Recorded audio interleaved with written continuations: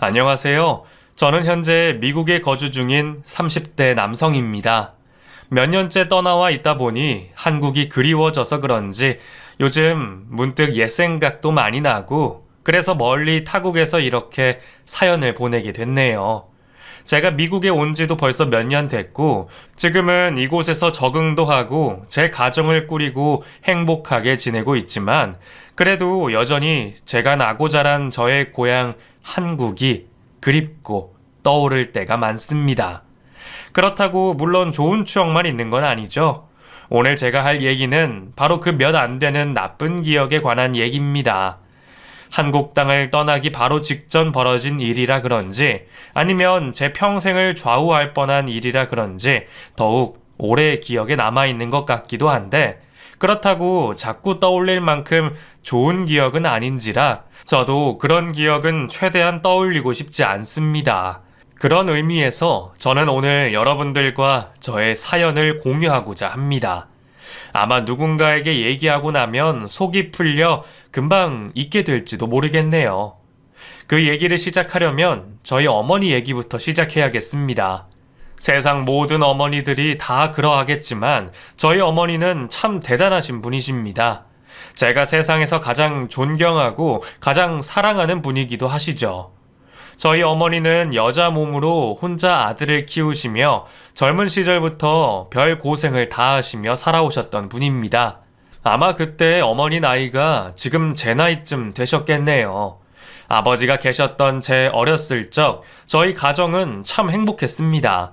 방 2개의 작은 집에 넉넉한 형편은 아니었지만 그래도 다정하신 부모님 덕에 늘 사랑받는 아들로 자랐었죠. 어릴 때야 바라는 게 많지 않기도 하고 그저 부모님 귀여움 받고 건강하게 뛰어노는 것이 행복의 기준이 되었기에 그래서 저는 걱정도 없이 참 행복했습니다. 낮에는 신나게 뛰어놀다가 매일 저녁 밥 짓는 냄새에 이끌려 어머니가 부르시는 집 안으로 들어갔죠. 그러면 때마침 아버지가 저 멀리서 퇴근을 하시는 모습이 보이셨습니다. 낡은 부츠를 신고 현장 일을 다니시던 아버지는 먼지 가득한 셔츠를 털어내며 저를 안아주곤 하셨었어요. 먼저 씻어야지 성격 급하다는 어머니의 괜한 타박에도 너털 웃음 터트리는 아버지는 저를 꼭 끌어안아 주셨고 저는 먼지 냄새와 스킨 냄새가 섞인 아버지의 따뜻한 품이 참 좋았습니다. 그렇게 아버지 머리 뒤로 노을 져가는 하늘을 보고 있으면 그 모든 것이 어우러져 마치 행복의 마침표를 찍는 그런 기분이 들었어요. 어려서 그 감정을 뭐라 표현하지는 못하겠지만 별것 아닌 그 기억이 이렇게 오랫동안 선명한 것을 보면 어린 시절 저는 분명 행복했던 것 같습니다. 두 분은 열심히 살아오신 것에 비해 가진 것이 없으셨습니다. 집안 형편 탓에 공부도 길게 하지 못하셨고 때문에 고된 일 하시며 남들보다 더 노력을 하셨을 겁니다. 하지만 행복한 가정을 꾸리셨으니 누구보다 성공한 분들이셨죠. 늘 열심히 바깥일을 하시던 아버지와 그런 아버지가 벌어오시는 봉급으로 생활을 알뜰살뜰 꾸리시는 어머니. 두 분의 사랑 안에 저는 참 무럭무럭 자라났습니다. 그때는 별 걱정도 없고 생각도 없던 철없던 시절이었어요. 학교가 끝나면 집에 책가방 던져놓고 동네 아이들과 어울려 총싸움이나 하고 다녔으니까요. 비비탄 쏘아대며 온 동네를 쏘다니고 식구들과 맛있게 저녁을 먹고 다음날 또다시 놀 궁리를 하면 그만이었습니다. 하지만 그렇게 평생 철들지 않을 줄 알았던 저는 제 예상보다 일찍 철이 들어야 했습니다. 그날은 다른 날과 똑같이 평범한 날이었습니다. 유난히 학교에 가기 싫었지만 그래도 오후에 친구들과 어울려 놀 생각에 꾸역꾸역 신발에 발을 집어넣고 어머니의 배웅을 받으며 유리문을 열고 집을 나섰습니다. 아직 어려서 그런지 공부에 별 흥미 없던 저는 하교 시간이 오기만을 기다리며 시계를 쳐다보고 있었는데 갑자기 처음 보는 선생님이 교실 문을 여시더니 저를 불러내셨죠. 뭔가 잘못됐구나 느낀 것은 처음 보는 그 선생님을 본 직후였습니다. 저는 낯선 그 선생님을 따라 급하게 병원으로 향했고 거기서 주저앉아 울고 계시는 어머니의 모습을 보게 됐습니다. 그 광경이 너무 낯설고 두려워 차마 어머니 곁으로 갈 수가 없었어요. 겨우 선생님 손에 이끌려 어머니 앞에 다가섰더니 정신 못 차리고 울고 계시던 어머니가 저를 부여잡고 통곡을 하시더라고요. 아버지 이름을 끝없이 부르시는 어머니의 목소리를 들으며 저는 난생 처음으로 정신이 혼미해진다는 것을 느낄 수가 있었습니다. 지독한 소독약 냄새에 웅성거리는 사람들 소리가 멀리 아득하던 중 저는 병원 전광판에 떠있는 아버지 이름을 발견할 수 있었습니다. 수술실에 들어있다는 아버지 이름을 발견한 저는 어머니의 설명 없이도 그 상황을 자연스레 이해했던 것 같습니다. 겨우 10살 난 나이였지만 온몸으로 불행을 이해하게 되었던 거죠. 현장 일을 하시던 아버지를 늘 걱정하시던 어머니셨는데 당시에는 어머니가 왜 그렇게 매번 걱정을 하시는지 몰랐던 저는 그제서야 어머니의 우려를 이해할 수 있었습니다. 아버지는 큰 수술을 몇 번이나 받으셨지만 의식을 차리지 못하셨습니다. 그 뒤로 매일 장을 보고 밥을 짓던 어머니는 더 이상 집에 계시지 않으셨고 저도 더 이상 뛰어놀지 않았습니다. 어머니는 매일 아버지 곁을 지키셨고 저도 학교가 끝나면 곧장 병원으로 달려가 아버지의 모습을 지켜봤습니다. 언제라도 깨어나실 것 같은 모습에 매일을 기도했던 것 같습니다. 더 이상 어리광도 부리지 않고 때도 쓰지 않겠다며 그렇게 바라고 바랐건만 아버지는 다시 일어나 저를 안아주지 못하셨습니다. 아버지는 사고 이후 몇 달을 채 버티지 못하시고 그만 세상을 떠나고 마셨습니다. 집안의 든든한 기둥이었던 아버지가 떠난 뒤 우리 모자는 덩그러니 남게 됐습니다. 아버지의 빈자리가 그렇게 클 줄은 저도 몰랐네요. 평생 저의 곁에 계실 줄만 알았던 아버지가 떠나신 뒤로 저희 가족은 참 힘든 시간들을 보내야 했습니다. 아버지의 병원비 때문이었는지 아니면 아버지의 흔적 때문이었는지 우리는 그동안 살던 집을 떠나 이사를 가게 됐습니다. 생전 처음 가보는 동네로 이사를 떠난 우리 모자는 그렇게 새 출발을 하는 심정으로 새로운 동네에 둥지를 틀었고 그 뒤로 저와 어머니의 인생은 송두리째 바뀌게 됐습니다. 저는 더 이상 철부지 어린이일 수 없었고 가정주부셨던 어머니는 가장이 되어 홀로 세상의 풍파와 싸우셔야 했습니다. 당시에 어머니가 저를 키우시려 얼마나 애를 쓰셨는지 저는 누구보다 잘 알고 있었어요. 어디로 일을 다니시는지 늘 새벽부터 길을 나서셔야 하셨고 그러는 와중에도 늘 제 식사를 챙겨주곤 하셨죠. 그렇게 어머니는 젊어서 고생을 시작하셨고 저는 일찍이 철이 들었습니다. 더 이상 놀고 싶지도 않았고 가족 없는 빈집에서 할 일도 없던 저는 그때부터 공부에 흥미를 붙이기 시작했어요. 예전에는 공부 많이 안 해도 건강하기만 하면 된다는 아버지 말씀에 늘 뛰어놀기 시작했던 제가 언젠가부터 집안의 책을 다 읽고 교과서를 달달 외우며 공부에 힘을 썼습니다. 딱히 할 일이 없었던 이유도 있지만 지나가듯 흘리는 어른들 말씀이 제가 공부 열심히 하여 어머니 호강을 시켜드려야 한다기에 조금이라도 어머니를 생각하는 마음에 공부를 시작하게 됐죠. 자식이 공부 잘하는 것을 싫어할 부모는 없을 겁니다.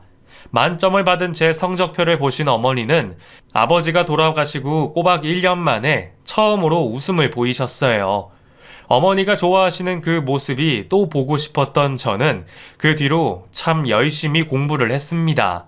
그렇게 얼마 뒤 중학생이 된 저는 집에서 교육방송을 시청하고 학교 수업에 충실하며 점점 성적을 올릴 수 있었습니다. 당시에는 어머니 혼자 벌어 제가 학원까지 다닐 여력이 없었다는 것을 알고 있었기에 학원은 싫다는 핑계로 혼자 독학을 했었죠. 제 성적이 오를수록 어머니는 참 좋아하셨습니다. 우리 장우가 아빠 닮아서 머리가 좋은가 보다. 사실 네 아버지도 집에 돈만 있었으면 대학도 가고 남았을 텐데. 아버지가 책을 참 좋아하셨잖니. 그래서 학교는 못 나와도 아는 것도 많고 참 똑똑했는데 말이야. 우리 장우는 대학 가서 학사도 따고 박사도 따면 좋겠다. 그러면 아버지가 참 좋아하실 텐데. 아버지를 그리워하며 서글프게 말씀하시는 어머니의 그 말씀에 저는 더욱 열심히 공부를 하기로 결심했습니다. 어머니 말씀대로 내가 학사도 따고 박사도 따서 훌륭한 사람 되어 어머니 호강시켜 드려야겠다 생각했으니까요. 아버지 돌아가시고 혼자 아들 키우려 고생하셨던 어머니를 보며 저는 그렇게 혼자 꿈을 키워 나갔습니다. 어머니는 저를 위해서라면 못하는 일이 없으셨고 굳은 일도 마다하지 않으시며 참 고생을 많이 하셨습니다.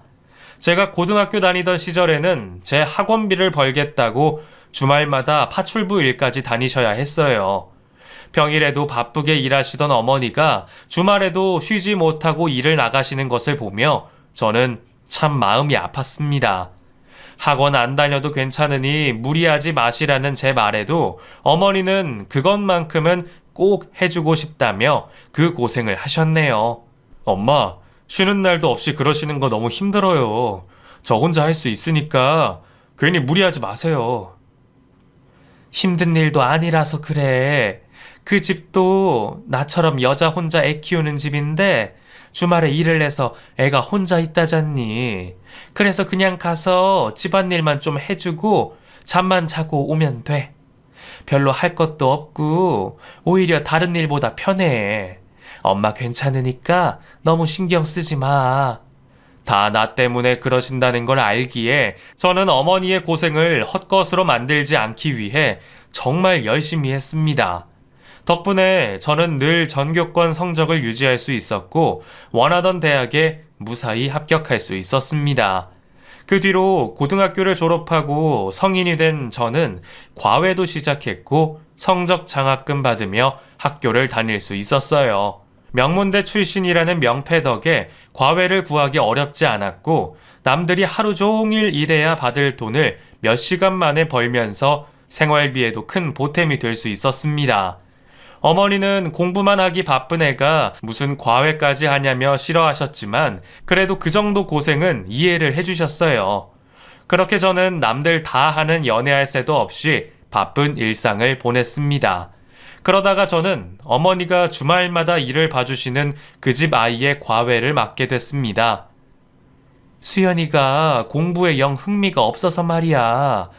학원을 보내놓으니 자꾸 땡땡이만 치고 과외도 몇 번 해봤는데 별 도움이 안 됐다나 봐. 사모님이 아이 성적 때문에 항상 걱정이신데 이제 고등학생 됐는데도 애가 여태 공부에 흥미가 없다 해서 내가 네 얘기를 좀 했지. 왜 네가 고등학교 다닐 때도 꼴찌 친구들 성적도 올려주고 그랬잖아. 그 얘기를 했더니 엄청 궁금해 하시더라고. 명문대 학생이라니까 더 마음에 드시나 봐. 장우 너 주말에는 별일 없잖아. 그치? 2시간씩만 봐주면 되는데 한번 해볼래? 엄마랑 붙어 있을 수 있으니까 그것도 좋고. 그래요? 하긴 나도 주말에 엄마 얼굴 보면 좋긴 하죠. 그럼 제가 한번 해볼게요. 그렇게 전해주세요. 그렇게 저는 어머니가 일하시는 집 아이의 과외를 맡으며 그렇게 그 집 아이 수연이와 인연을 시작하게 됐습니다. 겨우 3살 차이였지만 당시에는 수연이가 여자로 보인다거나 하지 않았어요. 그때만 해도 3살이라는 나이 차는 엄청난 것이라는 생각에 대학생이 고등학생을 이성으로 보기가 어려웠죠. 저도 어렸을 적 여동생이 있었으면 싶었던지라 그냥 동생 같은 마음에 잘 대해줬습니다. 공부 말고 대학생활 얘기도 해주고 가끔은 고민 상담도 해줬습니다. 어머니 말씀처럼 수연이는 공부에는 영 흥미가 없는 아이였어요. 그냥 보통 아이들처럼 아이돌 좋아하고 노래하고 춤추는 걸 더 재미있어 하는 것 같더라고요. 중등 기초 과정도 미처 떼지 못한 탓에 초기에는 기초를 쌓으려 고생했었죠. 그래도 가르치면 곧 잘 따라하고 열심히 해보려 하는 덕에 크게 힘들지는 않았습니다. 어머니 말씀으로는 그동안은 과외를 하면서도 늘 딴청이었다는데 제 수업은 웬일로 잘 들었던 모양이에요. 사실 중상위권 학생들이 성적을 올리는 것보다 하위권 학생들이 성적 올리는 게 더 쉽죠. 덕분에 기초만 쌓여도 성적은 쑥쑥 오를 수가 있었어요. 제 덕이라기보다는 수연이가 워낙 기초가 없었던 탓이었죠. 하지만 눈에 띄게 오르는 성적에 수연이 어머님이 참 좋아하시더라고요. 다 제 덕이라며 제게 참 고마워하셨었어요. 아유, 장우 덕분에 요즘 수연이 성적이 얼마나 올랐는지 몰라. 그동안 비싼 과외에 학원에 돈 들여서 별짓 다 해봐도 아무 소용이 없었는데 어쩜 그래? 그게 어디 제 덕인가요? 다 수연이가 열심히 한 덕분이죠. 수연이도 그동안 공부에 흥미가 없어서 그랬지 하면 잘 할 거예요. 저는 그냥 옆에서 도와주는 것뿐이죠. 어머, 겸손하기도 해라. 그게 수연이 제 덕이면 내가 그동안 그 고생을 했게? 다 장우 학생 덕분 맞다니까. 장우 엄마는 참 좋겠어. 아들이 이렇게 공부도 잘하고 착하고 겸손하기까지 하네. 그동안 나한테 괜히 아들 자랑한 게 아니었구나. 아유, 우리 사위 삼고 싶네 정말. 그때는 제가 칭찬을 받아서 기쁘다기보다 어머니가 일하시는 곳에서 패기치지 않고 좋은 얘기를 들은 게 기뻤죠. 어머니가 좋아하시니 그게 좋았고요. 수연이 어머님은 많이 기쁘셨는지 그 뒤로 제 과외비도 더 올려주시고 심지어 저희 어머니 월급까지 올려주셨더라고요. 아니, 사모님이 수연이 성적 오른 게 다 내 덕이라면서 월급까지 올려주시더라? 앞으로도 수연이 신경 많이 써달라 그거겠지 뭐. 예전처럼 와서 자고 갈 수 없냐 그러는 거 네 핑계 대면서 겨우 뿌리쳤네. 아휴, 그래도 수연이가 철이 들어서 다행이지. 옛날에는 사춘기라서 그런지 나한테 짜증도 심했는데 요즘은 얼마나 얌전한지 몰라. 그렇게 저는 군대에 갈 때까지 수연이의 과외를 봐줬고 어머니도 수연이가 성인이 된 후에는 그 집 일을 그만두게 되셨습니다. 그 집에서는 더 있어줬으면 하셨던 것 같지만 어머니가 이제 아이도 다 컸고 그만하겠다 하셨던 거죠. 그렇게 그때 인연은 그렇게 끝나는 줄만 알았습니다. 그래도 저희 형편이 나아진 덕에 어머니는 이전처럼 고생하지 않으셔도 됐고 저는 하루빨리 어머니를 호강시켜드릴 날만 고대하고 있었죠. 그 사이 저는 대학을 졸업하고 대학원생이 됐습니다. 대학원생이 된 저는 논문에 연구에 정신없이 바쁜 시간들을 보내며 교수의 꿈을 키워가고 있었습니다. 처음부터 교수가 되겠다는 작정은 아니었는데 제가 하던 공부에 흥미를 가지다 보니 오래 공부하고 싶은 생각이 들더라고요. 교수가 되겠다는 저의 결심에 어머니는 참 많이 좋아하셨고 저는 그걸로 충분히 행복했습니다. 그렇게 제가 한창 바쁘게 지내던 그때 저는 우연히 수연이를 다시 만나게 됐습니다. 길을 걷다가 누군가 저를 알아보고 이름을 부르는 것을 듣고 놀라서 고개를 돌렸더니 그곳에 아가씨가 된 수연이가 서 있더라고요. 오빠 장우 오빠 맞지? 너 설마 수연이니? 세상에, 너 이제 다 컸구나. 그럼 고등학교 졸업한 지가 몇 년인데 당연한 소리 하고 있어. 오빠야말로 이제 아저씨 같네. 나도 많이 늙었지? 야, 근데 너 선생님이라 그래야지 오빠가 뭐야? 오빠야말로 언제적 얘기야? 이제 내 과외하는 것도 아닌데 선생님은 무슨 아저씨라고 하려다가 말았네. 그래. 너 편한 대로 부르는 거지 뭐. 근데 어떻게 이런 데서 다 보냐? 잘 지내지? 아주머니도 잘 계시고. 저희는 오랜만에 만나 반가운 마음에 자리를 옮겨 대화를 이어가게 됐습니다. 제가 나이를 먹는 사이 수연이도 벌써 대학을 졸업했더라고요. 언제 시간이 이렇게 흘렀을까 세월이 참 빠르다 싶었습니다.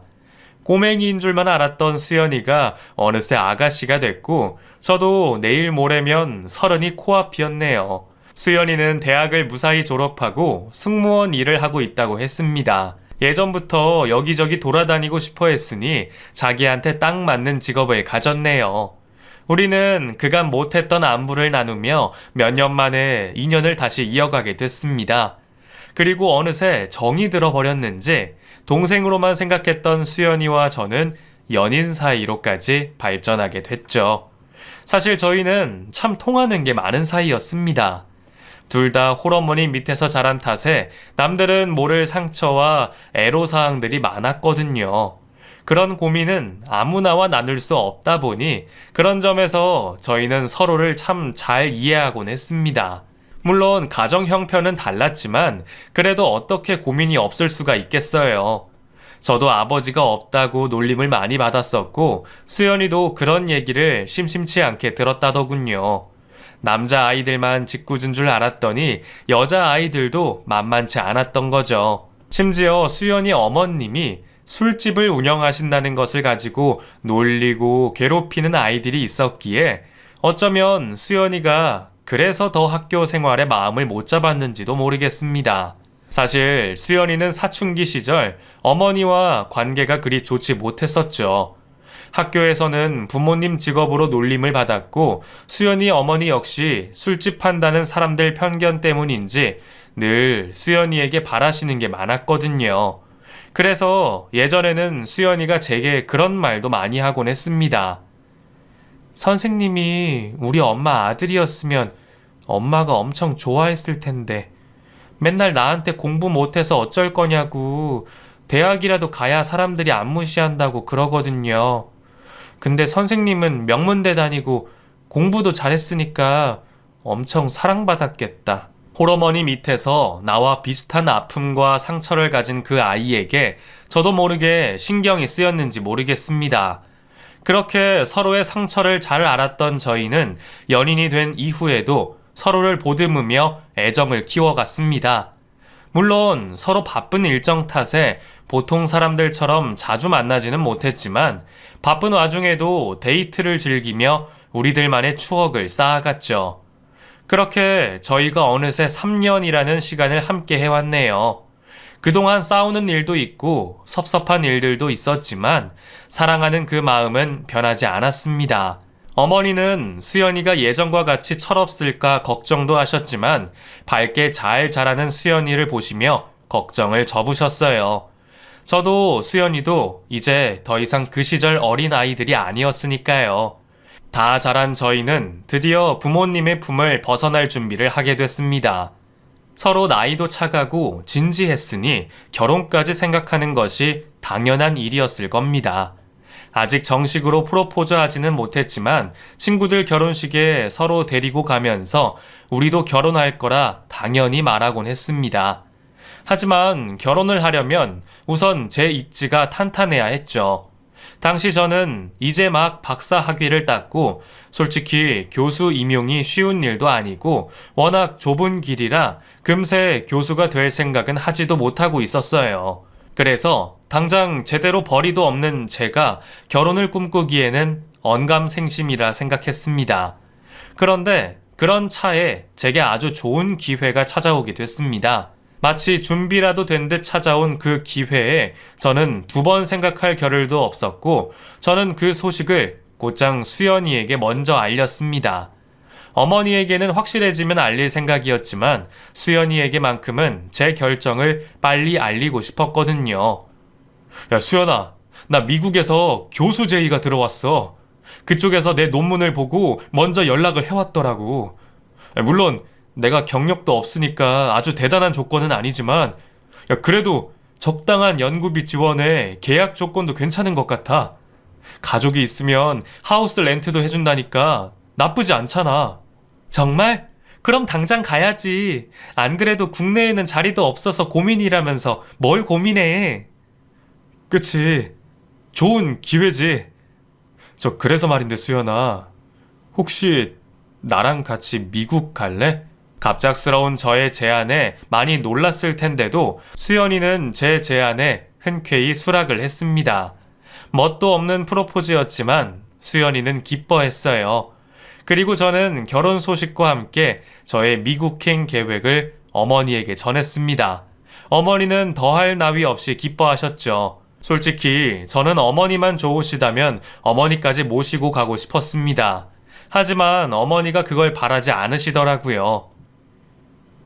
내가 미국은 무슨 젊은 애들이야 어디 가나 잘 적응하니까 괜찮지만 엄마는 영어도 못하고 가서 할 것도 없잖니. 영어야 가서 배우면 되는 거고 엄마도 언제까지 일하실 수는 없잖아요.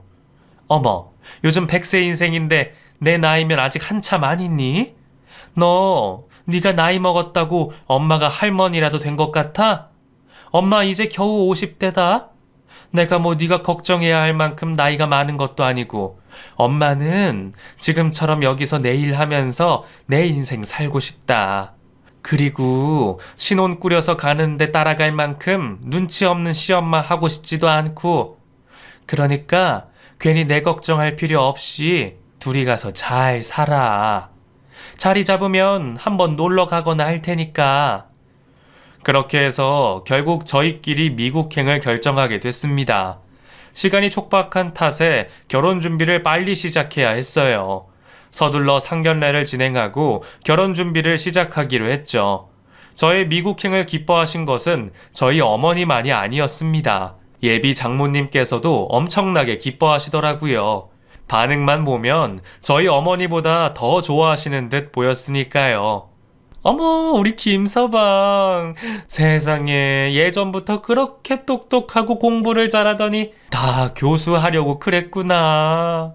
아니, 수연이한테서 뭐 논문 쓰고 박사 공부한다는 얘기는 들었는데, 그래도 이렇게 빨리 교수 될 줄은 누가 알았어? 이 정도면 최연소 아니야? 그 정도는 아니고요. 그래도 뭐 빠른 편이기는 하죠. 다 운이 좋았어요. 국내에서 자리 기다리려면 한참 더 걸렸을지 모르는데 그쪽에서 저를 잘 봐주셨더라고요. 엄청 유명한 대학은 아니지만 그래도 주립대라서 꽤 괜찮을 것 같아요. 미국 가서 교수한다는데 아무렴 어때? 이 좁은 한국에 있는 것보다야 더 큰 미국으로 가는 게 훨씬 낫지. 나 요즘 여기저기 자네 자랑에 바쁘잖아. 주변에서 딸 시집 잘 보냈다고 난리야. 제가 이렇게 기쁜데 사돈도 참 기쁘시겠어요. 아유, 좋아해 주시니 감사해요. 근데 저는 장우보다 수연이가 걱정돼서 결혼하자마자 먼 미국 땅 가서 적응은 잘 할지. 어머니도 곁에 안 계시고 이래저래 미안하기도 하네요. 어머, 무슨 그런 쓸데없는 걱정을 해요. 하여간 옛날부터 사서 걱정이라니까. 우리 수연이야 외국 안 나가본 것도 아니고 가서 교수님 사모 노릇 하려면 다른 걱정할 시간이 어딨겠어요. 워낙 똑부러지는 애들이니까 알아서 잘 할 겁니다. 그러니까 우리도 애들 걱정 말고 우리끼리 잘 지내요. 애들 먼데 보내는데 비슷한 사정에 우리끼리 서로 돕고 살아야죠. 나이도 비슷하고 우리는 옛 인연도 있으니 앞으로는 서로 자주 보면서 친구처럼 지냅시다, 사돈. 장모님은 저희 어머니에게 걱정 말라고 말씀하시며 친구 같은 사돈처럼 지내자며 약속을 하셨습니다. 안 그래도 저희 둘 다 혼자 계실 어머님들 걱정이 가장 컸는데 그런 두 분의 모습을 보니 저도 내심 안심이 되기도 했네요.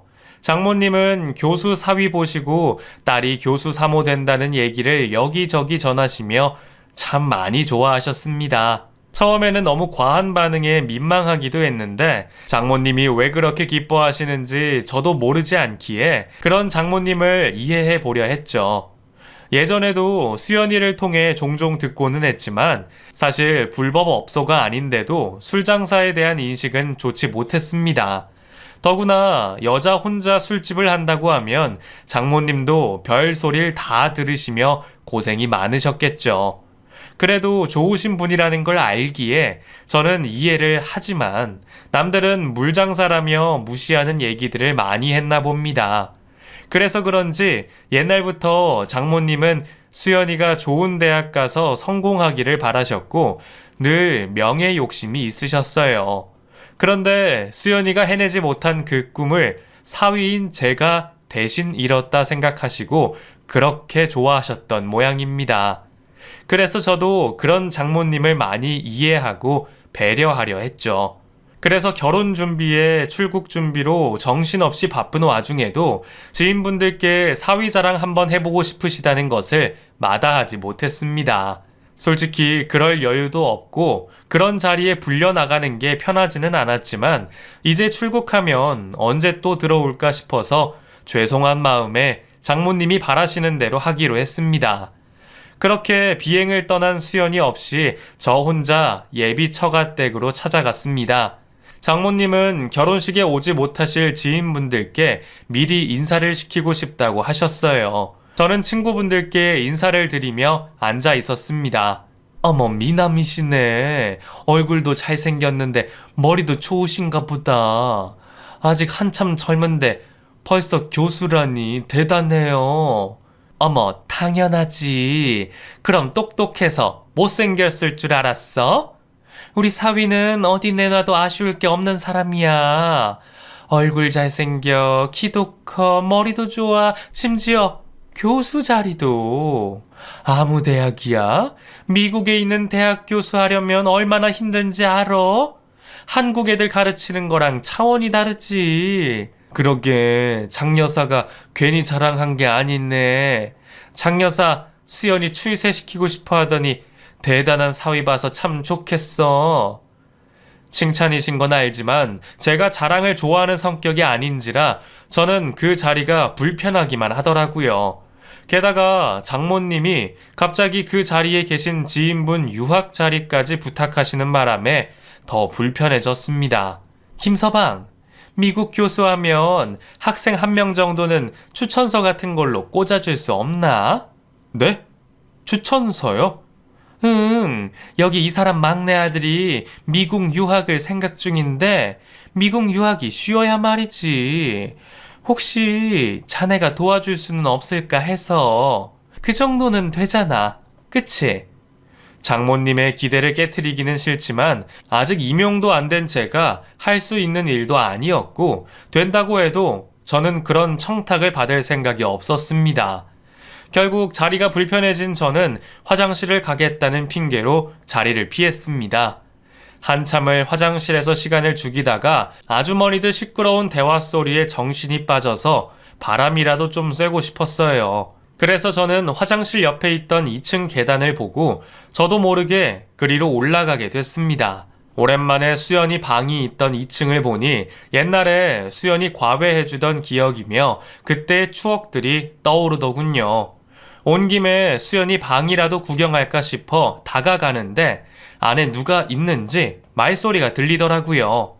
아까는 밖이 너무 시끄러워서 2층으로 누가 올라가는 줄도 몰랐는데 제가 화장실에 있던 사이 누군가 방에 들어갔던 모양입니다.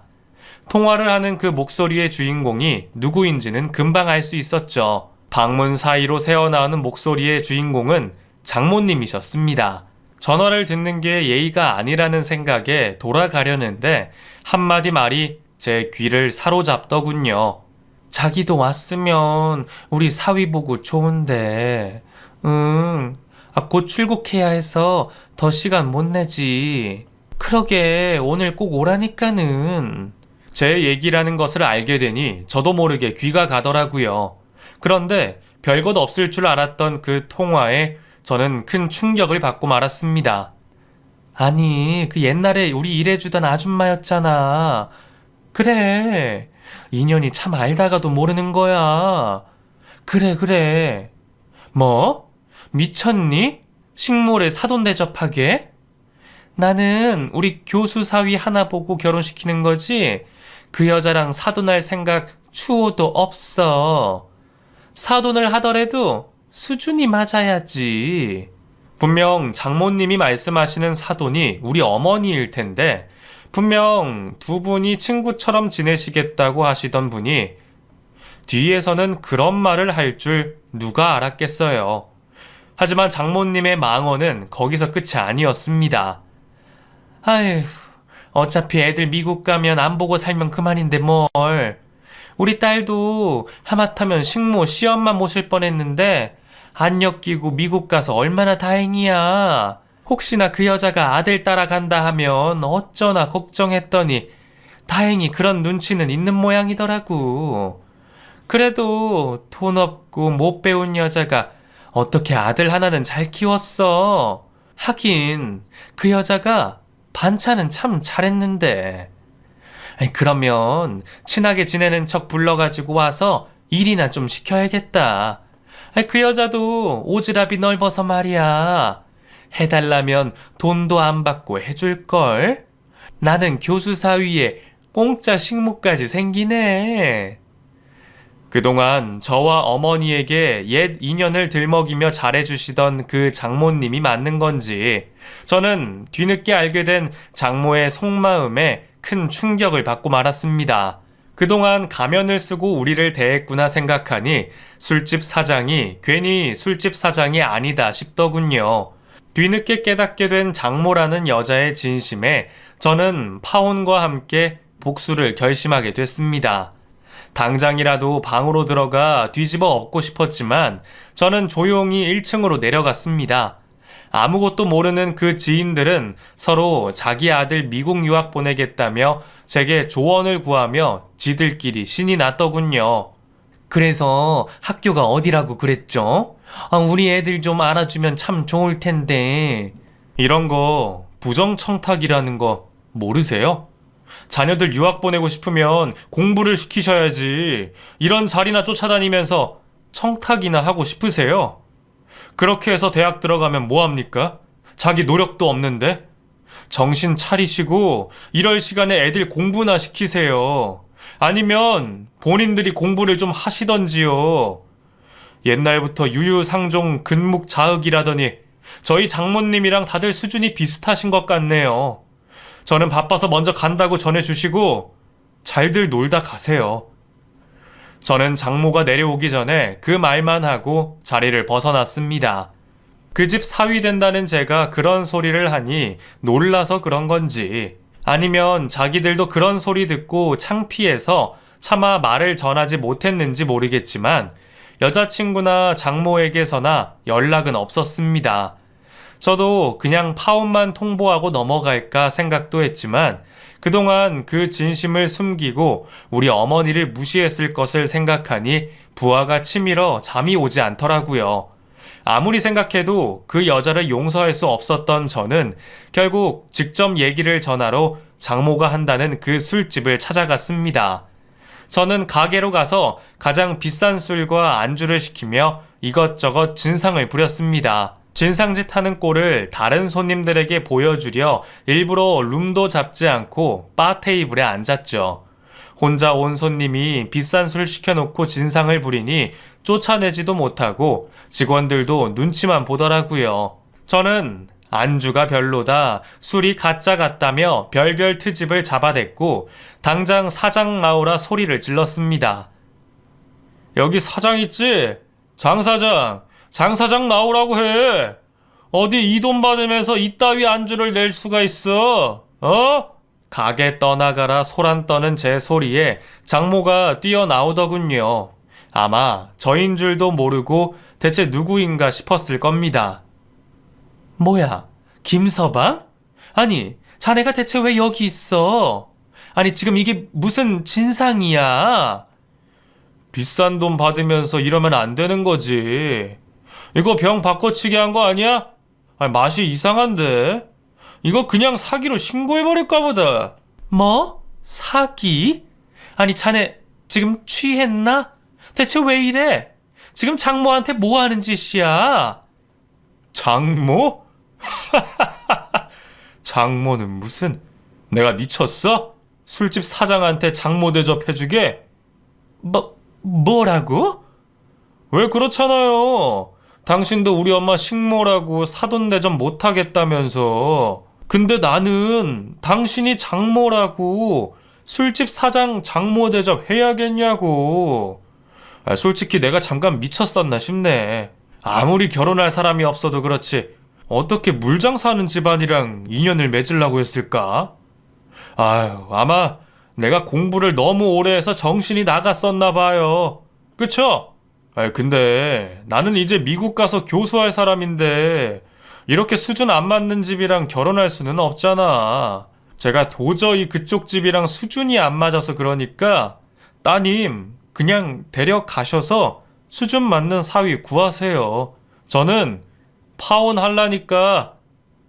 결국 제가 자기 대화를 들었다는 것을 알아챈 장모는 다음날 딸과 함께 저희 집으로 찾아와 사죄를 했습니다. 사돈, 제가 실수를 했습니다. 제가 그러려고 그런 게 아닌데 김서방이 오해를 좀 했나 봐요. 저는 그냥 옛 인연이 이어진 게 신기해서 별 의미 없이 그런 거예요. 제가 설마 교수 어머님 되실 분을 식모라고 무시하겠어요. 제발 파혼만은 말아달라고 말려주세요.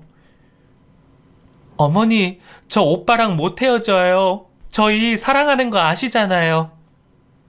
제가 내다보지도 않았더니 엄한 저희 어머니를 붙잡고 사정을 하더군요. 결국 제가 나와 다시 한번 파혼을 통보했습니다. 파혼이 무슨 말인지 이해를 못했어요. 결혼 없자고. 당신 딸이랑 결혼 안 할 거니까 다른 사윗감 찾아보라고. 오빠, 엄마가 실수한 거야. 알잖아. 우리 엄마 그런 사람 아니야. 왜 그렇게 오해하고 그래? 그래? 그게 과연 진심이 아니었을까? 내가 하나만 말해주겠는데 다음에 결혼할 거면 네 엄마 입단속부터 잘 시켜. 물장사하는 사람이라 그런지 입이 너무 가볍더라. 하긴 덕분에 나는 미리 알아차릴 수 있었으니 다행이지. 안 그래? 혹시나 여자친구는 다를까 싶었지만 자기 엄마 감싸는 걸 보니 똑같다 싶었습니다. 두 모녀는 모진 제 말에도 무릎 꿇고 빌었지만 저는 그 사과를 받아줄 생각이 없었죠. 그렇게 저는 청첩장까지 돌리고 파혼을 하게 됐고 결국 혼자 미국으로 떠나게 됐습니다. 제가 파혼까지 하게 되며 어머니는 당황하시고 어쩌면 자기 때문이라 속상해 하셨지만 그래도 결국 제 뜻을 존중해 주셨어요. 그 뒤로 저는 어머니에게 죄송한 마음에 더 열심히 살았던 것 같습니다. 제가 자리를 잡아놓고 어머니를 모셔와야겠다 싶었거든요. 그렇게 열심히 살았더니 덕분에 저는 이곳에서 결혼도 하고 자리도 잡을 수 있었네요. 그리고 얼마 전 어머니도 이곳으로 모셔왔죠. 그 사이 나이 드신 어머니도 손주 볼 생각 때문이신지 한국에 계시겠다 고집 피우지 않으시더라고요. 덕분에 저는 드디어 원하던 가정을 꾸려 행복한 일상을 보내고 있습니다. 타향살이가 쉽지는 않지만 사랑하는 제 가족이 있으니 저는 어디든 천국이다 싶네요. 어쩌면 제 잘못된 선택으로 이런 행복을 놓쳤을지 모른다는 생각에 지금 누리는 이 행복이 더욱 절실합니다. 그러니 여러분도 저처럼 좋은 인연들만 만드시며 행복하시기만 바라겠습니다.